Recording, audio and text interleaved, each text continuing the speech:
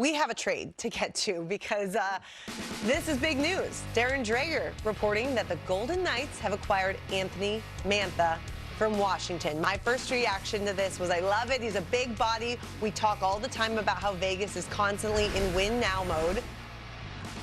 What do you guys think? I like it. You know, the knock on Anthony Mantha when he was in Detroit is he just doesn't bring it every game. I think Bruce Cassidy will be the kind of guy who gets the best out of him. He's a mammoth of a man. I know he's 6'6". He's probably 230, 240 pounds. Correct me if I'm wrong. He's got really soft hands for a big guy, and not bad. 20 goals already in 56 games with the Caps. Kelly McCrimmon, who's a GM in Vegas, always does his homework. He's got his finger on the pulse of his team. Of course, without Mark Stone, who's a big body. He's a big body himself. Mark Stone won't be around for another couple of weeks anyway.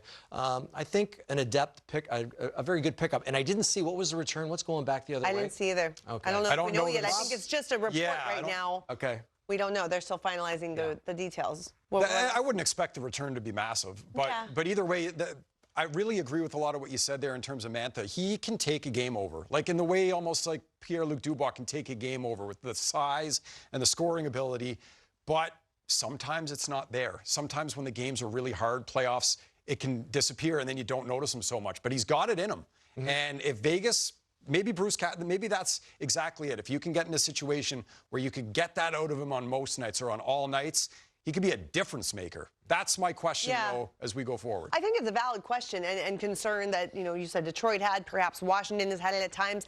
I would say that not only Bruce Cassidy being maybe the right kind of coach for someone like that, but just the fact that you're among a room of champions who just won and have a high standard, and there's a lot of leadership in that room, too. You think Mark Stone is going to let a guy not play every night? How about Alex Jonathan Marchessault? Is Alex Pietrangelo?